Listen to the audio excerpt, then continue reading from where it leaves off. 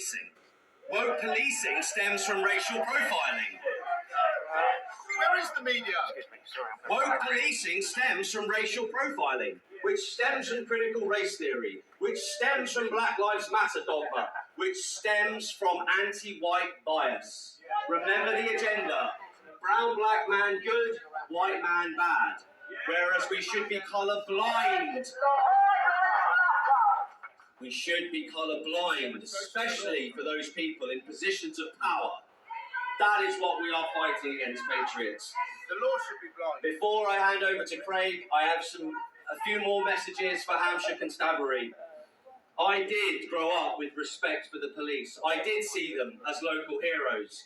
They'd often appear in television series, crime dramas. They were the catching murderers, they were catching crooks, they were the good guys.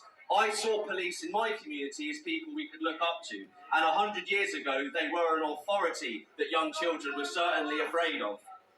Little did we know that these bastions of our community, the peacekeepers, have decided to neglect their duties in favour of political correctness. Hampshire Constabulary have spent the last year arresting people across the country, daring to question why illegal men have been forced into their communities, including hard-working men and women in this very city of Southampton. Meanwhile, they covered up migrant rapes in hotels and migrant violence against local people. It is clear that Hampshire Constabulary is run by a hard-left liberal agenda, and the results are now directly killing our people. On the night, for those of you that don't know, Henry walked away from the altercation. He left the pub. He followed the rules. Following the law and abiding by the rules would turn out to be his downfall. As he made his way home, he met with Digwa, who continued the harassment of Henry that led him to violently stabbing him multiple times and once fatally. Patriots, if I'm under attack, if God forbid, my house, burglary, whatever, I don't want to call the police because I'm going to be the one ending up in handcuffs. They're going to get me on a hate crime, right? Yes, mate. We always hear that the police aren't that bad, that they're really on the side of the people, that it's just leftist bosses who are controlling the agenda, which is sick and twisted, yes. But it was the original police officers that made that decision. It was the original police officers, not the bosses, not the chiefs, the original first responders who made that decision to treat Henry like a criminal whilst he bled to death.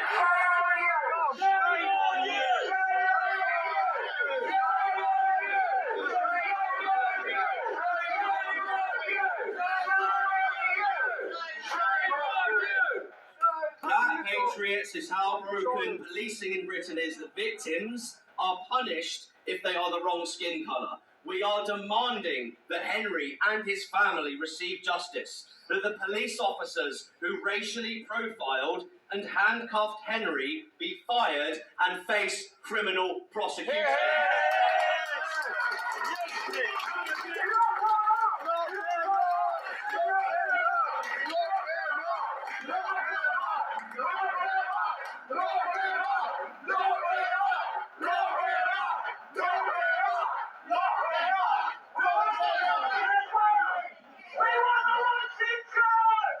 Disgustingly, without pressure, the corrupt leadership at Hampshire Constabulary will not act, and they will try and sweep under the rug this scandal. So, in desperate times, we must deploy desperate measures. Until we have justice for Henry and his family, I am asking all the good people of Hampshire to hold every single police officer accountable for this offence against our people. Justice for peace!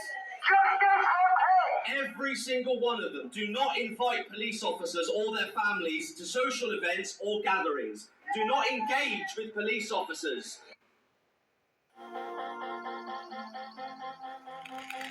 Celebrate being human. Etsy. On the man front, the bad boys. Do like a bad boy, don't you? Is this new one not a bad? Do not engage with them in conversation. Do not engage with them at the school gate. Ostracize them. Ostracize them from the community. Make them feel shame for their actions. They must feel consequences for their behaviour. And for those who think it may be too harsh, What is harsh is handcuffing an 18-year-old boy as he bleeds to death after accusing him of being racist. Scum! Hampshire Constabulary have tarred us all with the same brush, so let us apply the same standard to them. No more compromise. No more turning a blind eye. It is time to demand justice. Black Lives Matter succeeded in securing major policy reforms as they stood up for themselves and their community. What I'm asking is that we do the same before another one of us lies there on the cold floor in handcuffs, wondering why the people who should be protecting us are letting us die. I'll tell you, I would not call the police unless my life depended on it. And as we now know, that might actually seal my fate. That might put me in a box. That 3 minutes, it might get me there faster. The police patriots are not on the side of law-abiding people. Hampshire Constabulary are rotten to the core. They have lost the support and consent of the good people of Hampshire.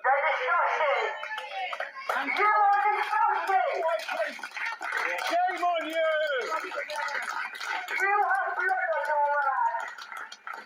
Let us patriots unite behind the memory of Henry as a young man whose life mattered. He is not just another statistic. He is a person with a family whose future was snatched away from him. Henry's life mattered. Henry's life mattered. Henry's life mattered. Henry's life mattered. Henry's life mattered. Henry's life mattered. We will not rest until we have justice for Henry, patriots. I say no justice, no peace. Both the defendants denied the offences against them. How could they deny the offences? On what grounds? The police have the voice recordings of Digwa admitting to his brother in the police van whilst in custody. They tried it on, and they tried it on based on getting off on their skin colour, culture and religion. Now, on Monday, the sentencing has to be infinitely more harsh. It's called aggravating versus mitigating. You don't need to be a lawyer to understand that. The judge has no choice now but life, meaning actual life. Life meaning actual life. Yes,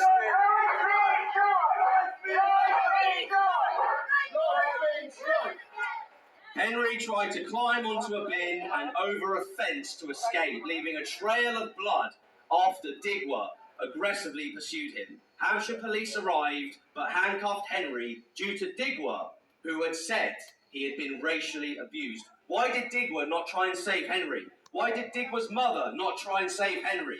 Why did Digwa's brother not try and save Henry? Only when Henry collapsed did the police then remove the handcuffs to deliver first aid. It sounds like anti-white hatred. It sounds like anti-white bias.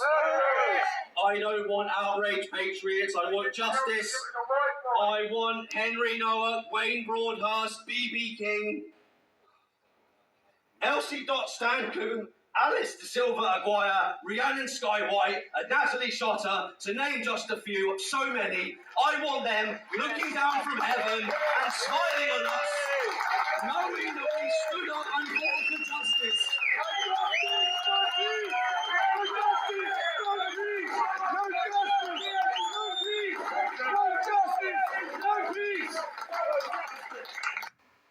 We've had Nick, we've had Chris. Nick's got ties to the local area through university, and obviously always supporting us about some patriots. Chris, as he said, runs a church in Titchfield, part of the Portland Patriots, and a massive supporter of us as well. Now this lady, dressed in white, you probably all know who she is. If you don't, her lovely name is Sarah. Part of the Advanced UK team. See you at Dover. Anymore. Yes. July the 4th. She's also got a few words to say to us. I actually just drove here to support. I didn't drive here to speak, but Craig has called me over, so I've been frantically writing something behind everybody. So forgive me for reading off my phone. But as a mother, I cannot stay silent when I see injustice unfolding in front of our eyes. Every mother in this country should be asking themselves, what if it was my son? And if it was your son, wouldn't you want everyone to be here? So with the lack of people that are here, shame on the country.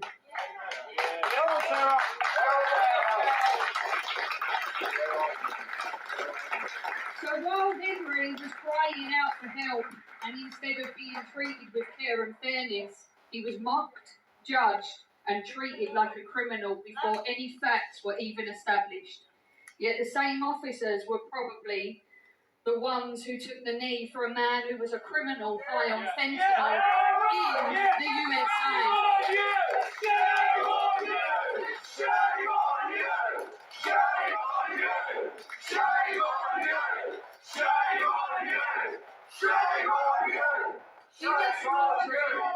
In this country, we've always had law and order. And we have also been told that you are innocent until proven guilty.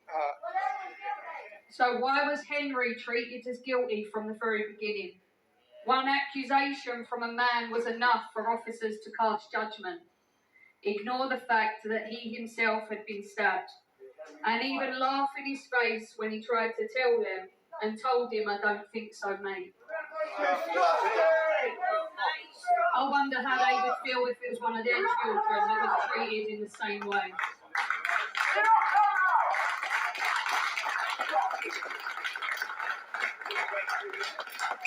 What kind of society are we becoming when people are condemned before evidence? What kind of police force forgets its duty to protect and serve without prejudice? Even if there was racism, did that make it acceptable to let a young man die? I didn't realise we had the death sentence in this country. And when did racism become as serious as murder? Because racism with speech is just free speech. I might not agree with it, but it doesn't mean you could get stabbed for it.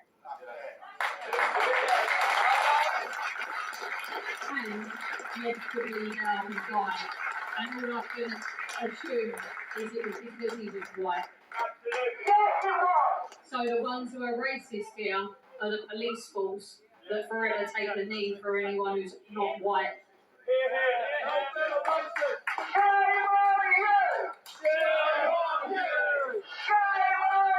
The establishment, the mainstream media, and those in positions of power cannot continue demanding trust while ordinary people feel ignored